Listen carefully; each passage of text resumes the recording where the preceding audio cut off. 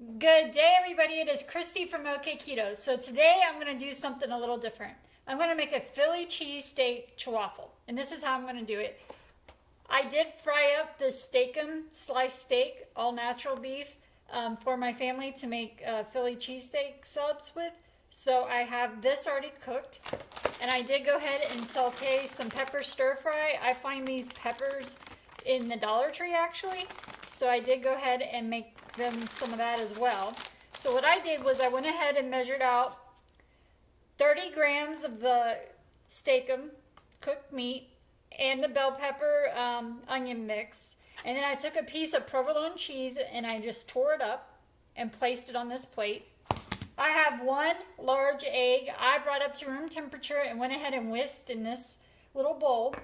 To that, I'm going to add a little bit of garlic powder and a half a tablespoon of softened butter. So I'm going to mix the garlic powder and the butter in my dish with my egg. That butter has been sitting on my counter for about 5 or 6 hours. So it's really soft and room temperature. I have my Dash waffle iron plugged in, preheating.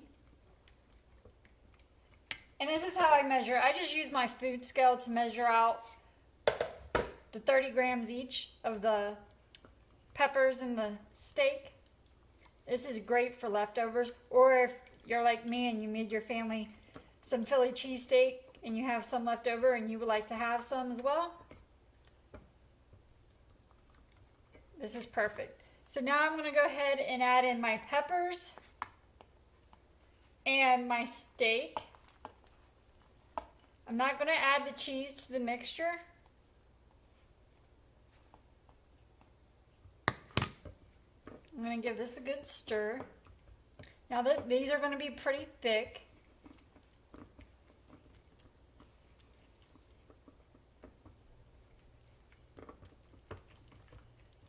And the reason I do the butter and the garlic is because if you've ever had a Philly cheesesteak, usually the hoagie that they put it on is really buttery and garlicky.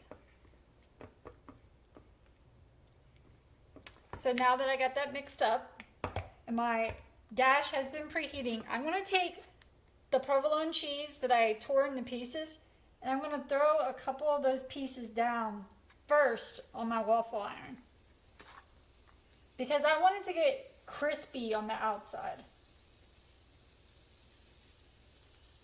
My cheese. So now I'm going to pour half of my mixture. Again, this is going to be thick and I'm going to help spread it around with my little spatula.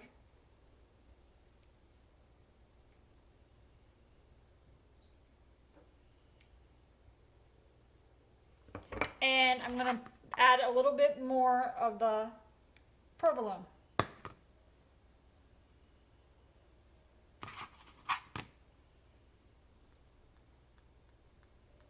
And now I'm going to close this.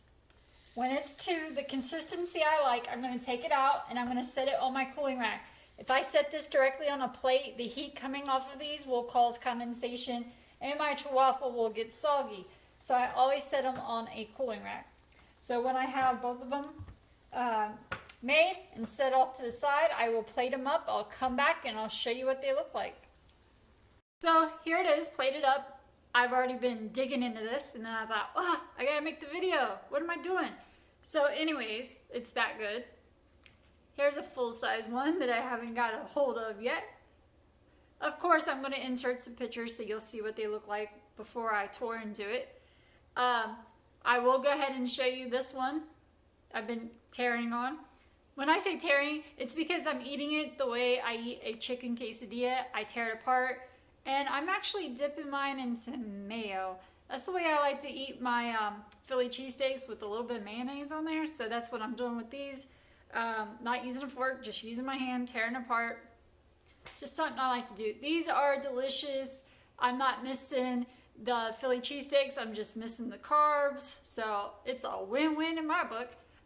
If you give these a try, let me know down in the comments, not the description, the comments, what you think of them.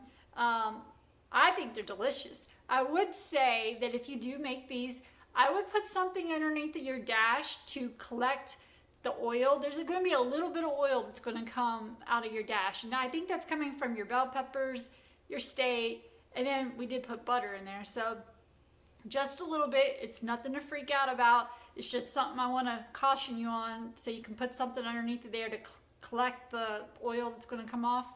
But they're worth it. I cook these a little bit longer because I like them kind of crispy and they are thick. So you're just going to have to leave them in there until, you know, they're to your liking. And then, of course, I always say put it on that cooling rack so they don't get soggy. And they didn't get soggy. I mean, there's going to be a little bit of a sponginess to them, not too much. That crispiness from that provolone cheese that we put on the outside really helps to make it crispy. That's just the way I like to eat it, and I think it's delicious.